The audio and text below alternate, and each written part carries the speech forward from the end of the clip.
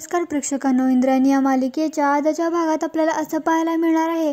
पण त्याआधी तुम्ही जर चॅनलला सबस्क्राईब केलं नसेल तर प्लीज करून घ्या, म्हणजे मालिकेचे पुढील अपडेट्स आपल्याला पाहायला मिळतील. तर आपल्याला असं पाहायला मिळतं की विंध्य सरकारांनी त्यांचा निर्णय सांगितलेला असतो.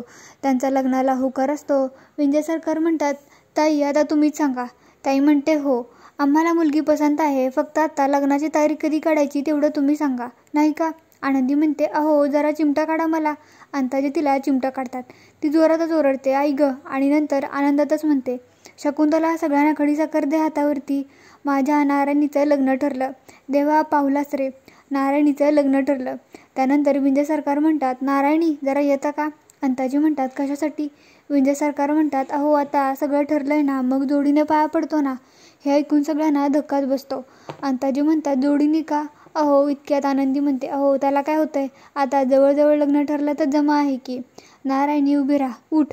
नारायणी उठते आणि तिला नमस्कार करायला लावते. ते जोडीने अंताजीचा आशीर्वाद घेतात, नंतर आनंदीचा घेतात. विंध्य सरकार म्हणतात, आता सगळी फॅमिली इथे आहे ना, तर फॅमिली फोटो घेऊन टाकू पटकन, चला चला ए पोरांनो या. तो सगळ्यांना खाली बसवतो. इंदू तिथून निघून जात असते. विंध्य सरकार इंदूला थांबवतात. म्हणतात, इंद्रायणी अहो तुम्ही कुठे चाललात? तेव्हा तुम्ही या फोटोत हवा आहात, तुम्ही इथेच थांबा. मग इंदू येते आणि आनंदीच्या जवळ थांबते. विंध्य सरकार म्हणतात, रेडी 1 2 3, आणि मग आनंदी इकडे हळूच इंदूला ढकलून देते. फोटो काढून होतो. मग आनंदी तिला उठवते. म्हणते, झाला. इकडे हॉस्पिटलमध्ये पोलीस परागला माहिती विचारत असतात. ते परागलाचं स्टेटमेंट घेत असतात.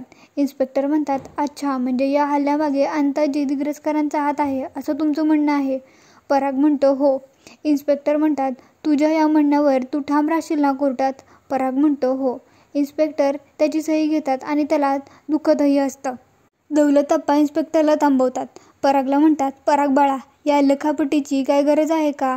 आपण सामोपचाराने गोष्टी सोडूया ना. महालेपण मास्तर म्हणतात, हो. पराग म्हणतो, सामोपचाराने, आणि तो हात दाखवतो. हा सामोपचार, ह्या गोष्टी सामोपचाराच्या पलीकडे गेल्या आहेत. दौलतप्पा म्हणतात, म्हणजे तुझा निर्णय ठाम झालाय? तर पराग म्हणतो, हो. दौलतप्पा चिडून म्हणतात, अरे पण. इन्स्पेक्टर म्हणतात, आप्पा थांबा आता, हे बघा आता जे काही होईल ना ते कायद्यानेच होईल. इन्स्पेक्टर परागला म्हणतात, कर सही. पराग सही करतो. इकडे विंध्य सरकार निघालेले असतात. सगळी घरातील मंडळी बाहेर सोडायला आलेली असतात. विंध्य सरकार म्हणतात, आता तुम्हीच आमचे तीर्थरूप आणि तीर्थस्वरूप. चला आई बाबा येतो आम्ही. आता तुम्हाला आम्ही आई बाबा म्हटलं तर चालेल ना? आनंदी म्हणते, व्हय तर जावई मुलासारखाच असतात. विंध्य सरकार म्हणतात, वा छान, पण तरीसुद्धा तुम्ही मला जावई बापूच म्हणा आणि मी तुम्हाला आई बाबा म्हणणार. तेवढ्यातच तिथे हवालदार येतो आणि म्हणतो, अंताजी तुम्हाला फौजदार साहेबांनी भेटायला बोलवले. विंध्य सरकार अंताजींकडे बघतात. अंताजी म्हणतात, हां साहेबांना सांगा आलोच. हवालदार म्हणतो, सोबत घेऊन यायला लावलंय. अंताजी घाबरतो. म्हणतो, येतो थांब. अंताजी विंध्यांना म्हणतो, नाही काय आहे ना, आम्ही दिग्रसकर. गावातील छोटी मोठी भांडण तंटणे आम्हाला सोडावे लागतात. विंध्य सरकार म्हणतात, ते मंदिरात जाऊन दर्शन करायचं होतं. अंताजी म्हणतात, अगदी माझ्या मनातलं बोला जावई बापू. अंताजी गोपाळा म्हणतात, गोपाळ शेठ. गोपाळा म्हणतो, हो. अंताजी म्हणतात, दाजींना घेऊन मंदिर दाखवायला जा. ताई तुम्हीही जा, मंदिर खूप छान आहे आमचं. विंध्य सरकार म्हणतात, इंद्रायणीबाई येतो बरं का आम्ही, आणि तुमची काय पणवती विणवती नाही लागली बरं का आम्हाला, आणि ती कधी लागणारच नव्हती, कारण आम्हाला सगळ्यांचं, असं म्हणत असतानाच अंताजी म्हणतो, सगळ्यांचं सगळं माहिती आहे आणि ते सगळे असतात. विंध्य सरकार म्हणतात, चला इंद्रायणीबाई तुम्ही येताय ना आमच्यासोबत? आनंदी म्हणते, नाही, तिला आता आतमध्ये बरीच कामं आहेत म्हणून नको. जा ग जा, आत जा. इंदू आत जाते. विंध्य सरकार म्हणतात, येतो आम्ही. मग ते तिथून निघून जातात.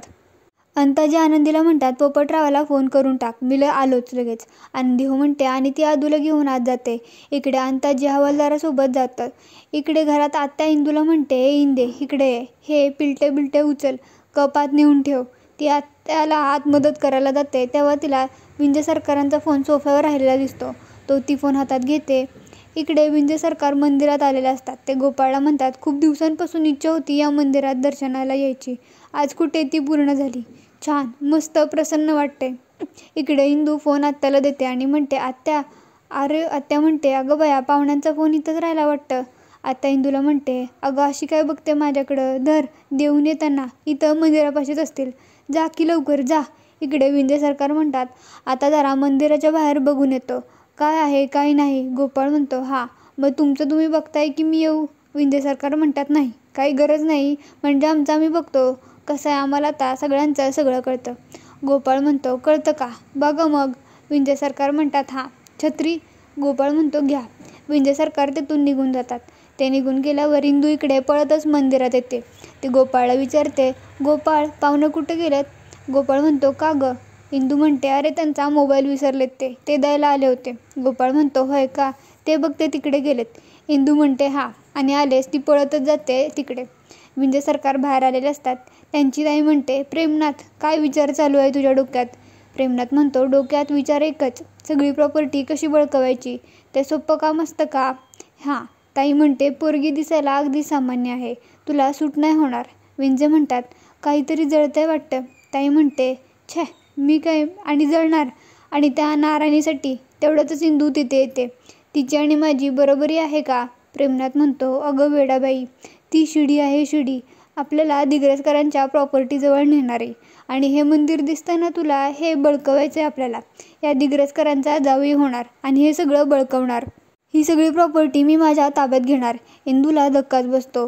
विंध्य सरकार म्हणतात मुलगी सामान्य आहे, जनरल आहे, त्यांना काय फरक पडतो? बोलून चालून शिडीच आहे ना ती. आपल्याला फक्त ही प्रॉपर्टी पाहिजे. हे लग्न बिग्न सगळं झूट आहे. आपल्याला सगळ्यांचं सगळं कळतं ताईसाहेब. ताईसाहेब म्हणतात जीभ झडल तुझी, मला कोणी नसताना ताईसाहेब म्हणालास तर. विंध्य म्हणतात ताईसाहेब म्हटल्यावर आपल्यातलं रिलेशन थोडीच बदलणार आहे चंद्रा. हां, असं म्हणत तो तिचा हात ओढतो. चंद्रा म्हणते बाकी तू दिग्रसकरांना गिफ्ट देऊन चांगलंच घोळात घेतलंस. लोकांच्या कोपऱ्याला गूळ लावून एक नंबर केलंस तू. इंदू लपते.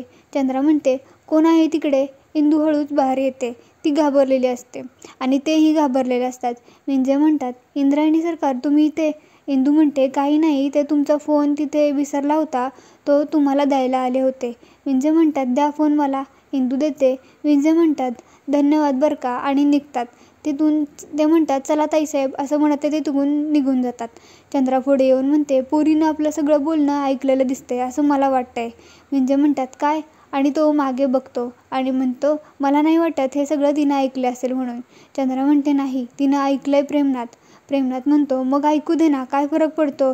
या घरात मोठ्या बाई मेन आहेत. या पोरीनं ऐकलं काय आणि न ऐकलं काय त्याचा आपल्याला काहीही फरक पडत नाही, आणि तिचं काही इथं चालत पण नाही. चला आपण इथून जाऊ. आणि ते तिथून निघून जातात. इंदू त्यांना टाटा करते, तेही टाटा करतात. इकडे आनंदी उठून तिने दिलेले गिफ्ट उघडून बघत असते. आदूला म्हणते अधोक्षज तुझ्यासाठी वॉच दिलंय बघ, वॉच हे बघ. बाई नारायणी गर्भश्रीमंत ना, हेच असतं बघ. सगळ्यांसाठी गिफ्ट आणलेत, माझ्यासाठी, यांच्यासाठी, व्यंकट भाऊजींसाठी, आणि यांच्यासाठी तर सिल्कचे कपडे आणलेत. तसलं कापड असताना त्याच्या सदरे आणलेत बघ. माझ्यासाठी आणि शकुंतलासाठी भारीतल्या साड्या आणल्यात. प्रत्येकासाठी गिफ्ट आणले. नारायणीनं नशीबच काढलं बघ. नारायणी तोंड पाडून बसलेली असते. आनंदी म्हणते नारायणी असा गुळमट चेहरा काय करून बसली आहेस? बघ ना तुझ्यासाठी काय आणलंय अगं, बघ तरी काय आणलंय. सुशीला म्हणते काय असेल मोठ्याबाई? आनंदी म्हणते गिफ्ट उघडत असते आणि म्हणते सोन्याचं काहीतरी दिसतंय. हां, सोन्याचे कानातले. ए नारायणी हे बघ, सोन्याचे कानातले दिलेत, बघ तरी अगं. सुशीला दे म्हणते. आनंदी म्हणते हात नको लावूस, दुरून पहा, बस खाली. खरंच नशीब काढलं पोरीनं. श्रीमंत म्हणतात ना ते हेच. एक गिफ्ट 10,000च्या खाली नाही बघ, सगळे वरचेच. सुशीला दिवसाढवळ्या दिवा घेऊन जरी फिरले असते ना, तरी इतका चांगला जावई मिळाला नसता, असं ती सुशीलाला सांगत असते. याच्यासाठी ना पोटच्या पोरीची माया लागते. त्यासाठी पोरांना 9 महिने 9 दिवस पोटामध्ये वाढवावं लागतं. त्याशिवाय नाही कळत गं. नाहीतर हे दोघं जण त्या औषध कुटाबरोबर लग्न लावायला निघाले होते, पण मी खमकी म्हणून नाही होऊन दिलं. माझ्या पोरीसाठी मी चांगलंच बघणार ना. तेवढ्यातच तिथे दत्तोबा आलेले असतात. आनंदीचं लक्ष त्यांच्याकडे जातं. ती म्हणते दत्तोबा, आमच्या नारायणीचं लग्न ठरलं बरं का. दत्तोबा म्हणतात हां, होय का, वा वा, अभिनंदन नारायणीताई. आनंदी म्हणते आणि कोणाच्या इंच्यामिंच्याशी नाही बरं का, चांगलं श्रीमंताचं स्थळ आहे. ती हसते. दत्तोबा म्हणतात वा मस्त. आदू म्हणतो आई अजून ठरलं कुठं लग्न? आनंदी म्हणते अरे बाबा बाळा, ठरलं तर जमा आहे. आदू म्हणतो ताईला तो मुलगा कुठं आवडतो? आनंदी नारायणीला म्हणते नारायणी सगळ्यांना सांग की तो मुलगा तुला पसंत आहे ना. नारायणी काकीकडे बघते. आनंदी म्हणते आता काकीकडे काय पाहतेय, ती थोडीच लग्न करणार आहे परत, तुलाच करायचं आहे लग्न, सांग की आवडला ना. अय बोल की. नारायणी म्हणते हो.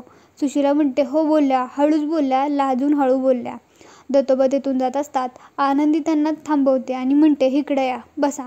मग दत्तोबा खाली येऊन त्यांच्यासमोर बसतात. आनंदी म्हणते, अहो, सगळ्यांसाठी गिफ्ट आणलीत.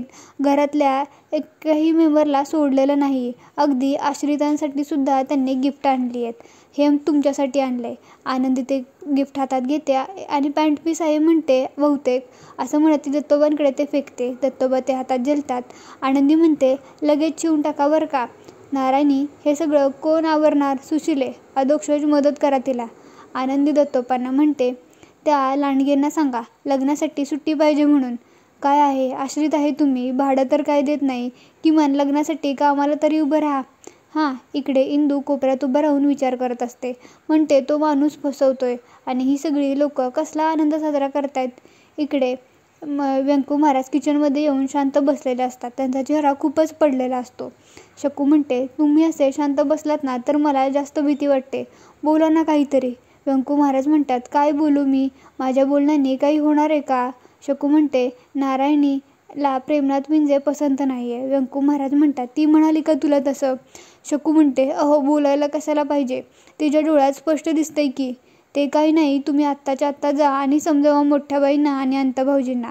व्यंकू महाराज म्हणतात, माझ्या समजावण्याने आता काहीही फरक पडत नाही ग. आता त्यांचं सगळं ठरलंय. त्यांचं त्या पोराची श्रीमंती, खानदानीपणा आणि ती गिफ्ट आणलीत ना, त्या सगळ्याची त्यांना भुरळ पडली आहे. वहिनींना आता याचा काहीही उपयोग होणार नाही आहे समजावून. शकू म्हणते, अहो, पण म्हणून व्यंकू महाराज म्हणतात, हे बघ, मी बोलेन. नारायणीसाठी मला बोलावंच लागेल, पण मला नाही वाटत त्याचा काही उपयोग होईल. शकू म्हणते, असं का वाटतंय तुम्हाला? अहो, तुमच्या बोलण्याचा नक्की फरक पडेल. अहो, तुमच्या सांगण्यावरून आमदार निवडून दिलाय आणि तुमच्या घरातलेच तुमचं ऐकणार नाहीत का? व्यंकू महाराज म्हणतात, नाही ऐकणार. आणि त्यांना माझा आवाजच आवडत नाही म्हणून तर त्यांनी मला. आणि तेवढ्यातच तिथे इंदू आलेली असते. व्यंकू महाराज म्हणतात, हे बघ, वहिनींच्या आणि दादाच्या डोळ्यावर आता पैशाची झापड लावली गेली आहे. आता काहीही होणार नाही बघ. इंदू म्हणते, पण ते सगळं खोटं आहे. व्यंकू महाराज मागे वळून बघतात. त्यांना इंदू दिसते. ते म्हणतात, काय खोटं आहे बाळा? इंदू म्हणते, तो विंजे खोटा माणूस आहे. आणि इथेच हा भाग संपतो.